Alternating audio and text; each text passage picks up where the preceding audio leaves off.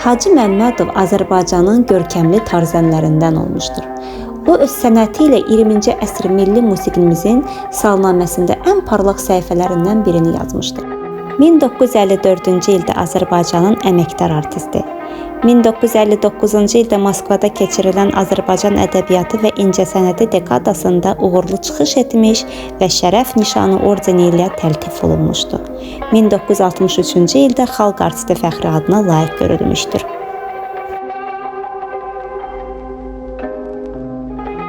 Hacı Məmmədov 1920-ci ildə aprelin 28-də Şamaxıda anadan olmuşdur. O, uşaq vaxtından tar çalmağa həvəs göstərib və böyük musiqi qabiliyyəti sahəsində hələ 10 yaşındaykən xalq çalğı alətləri orkestrində işləməyə başlamışdır. Orkestrdə daimi solistdən konsertmeyster vəzifəsinə qədər yüksəlmişdir.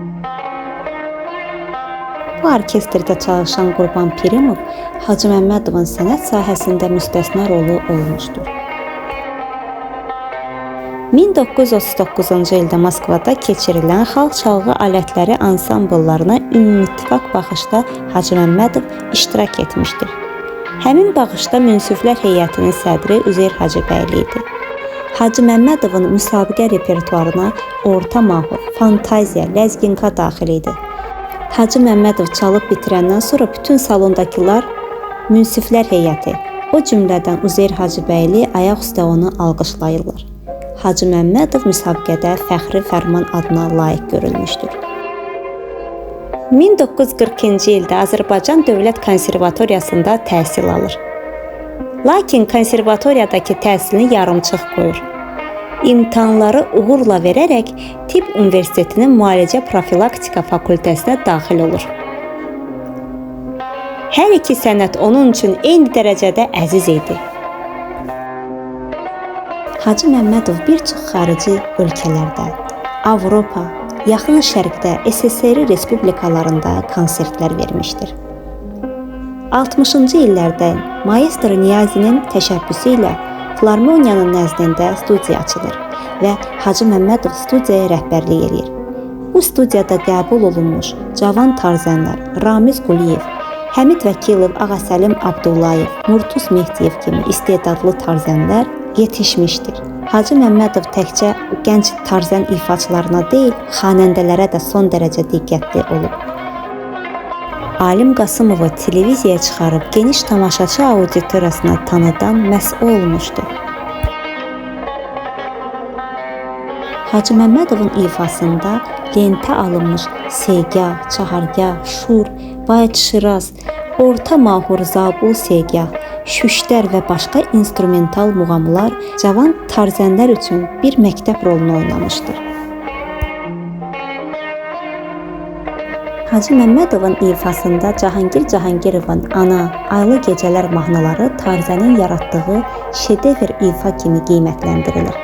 Xatırladaq ki, Hacı Xan Məmmədov tar ilə simfonik orkestr üçün 2 saylı konserti Hacı Məmmədova həsr etmişdir. Bu konsertin ilk ifaçısı 1967-ci ildə Hacı Məmmədov olmuşdur. Hacı Məmmədovun tar ifaçılığına gətirdiyi mühüm yenilik ondan ibarətdir ki, o Avropa bəstəkarlarının tar üçün köçürülmüş əsərlərinin ilk ifaçısı kimi tarixə düşmüşdür. İfa etdiyi xarici bəstəkar əsərləri Monti Çardaş, Liszt Macar Rapsodiyası, Schubert Serenada, Çaykovski Barcarolla, Verdi Rigoletto operasından parçalar, Aida operasından marş, Gounod Faust operasından vals və dünya bəstəkarlarının digər nümunələri Hacı Məmmədovun repertuarını bəzəyirdi. Bununla da o tarın necə geniş texniki imkanlara malik olduğunu sübut etmişdir. Hacı Məmmədov 1981-ci il avqustun 2-də dünyadan köçdü.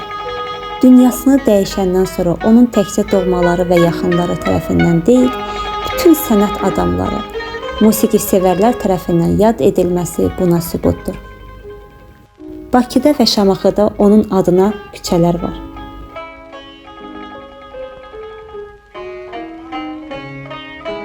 Şamaxıdakı musiqi məktəblərindən biri də onun adını daşıyır.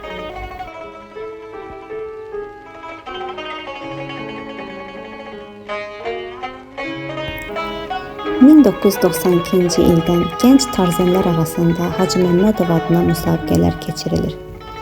Hacı Məmmədov aramızda olmasa da o ürəklərdə əbədi yaşayacaq.